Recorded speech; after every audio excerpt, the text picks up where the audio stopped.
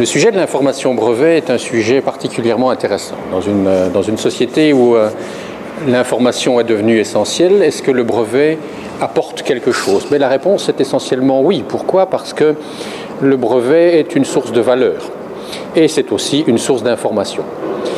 Le brevet, fondamentalement, c'est un moyen d'interdire aux autres de vous copier. Alors, partant de ce principe-là, que contient le brevet? Il contient une information qui est en général formatée, validée par des examinateurs et qui sont de nature juridique, technique et c'est ça la chose intéressante pour une entreprise, de nature concurrentielle. Pourquoi? Parce que lorsque l'on regarde un ensemble de brevets, une collection de brevets, par exemple, ceux qui ont été déposés par des entreprises, on peut avoir une idée de l'activité que cette entreprise a. Donc, s'intéresser à ce genre d'informations permettra de visualiser quels sont les domaines techniques les plus actifs, quels sont les secteurs dans lesquels parfois vos concurrents sont actifs, et donc de déterminer qui travaille avec qui, depuis quand, dans quel domaine.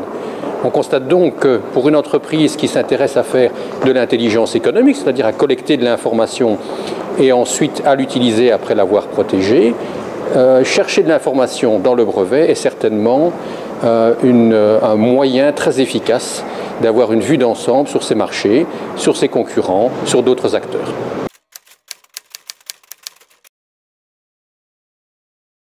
Comment l'extrait-on? Il y a beaucoup de techniques, mais le moyen le plus simple est de consulter des bases de données, puisque les brevets sont archivés dans des bases de données spécifiques, parfois d'accès public. L'Office européen des brevets a développé un outil dans ce sens, c'est ESPACEnet, parfois de nature commerciale, qui sont des bases de données qui recensent les collections de brevets déposées par les entreprises, par des inventeurs, par des universités, etc. On a donc, pour accéder à cette information, besoin de questionner des bases de données, de les interroger d'un point de vue technique, parfois par des noms d'inventeurs, par des noms de déposants. Et l'idée est d'extraire cette information et d'ensuite de la traiter.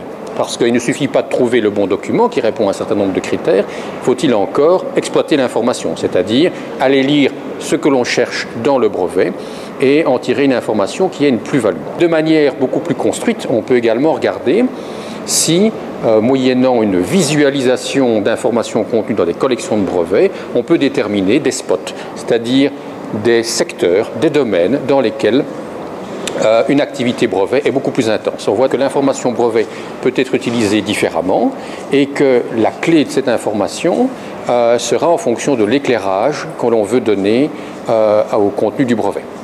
Et fondamentalement, cela passe par une recherche d'information, un peu comme on recherche d'informations sur des outils que l'on trouve sur le net, si ce n'est qu'ici, les questions que l'on pose seront parfois plus complexes en fonction de la nature technique de l'invention que l'on cherche.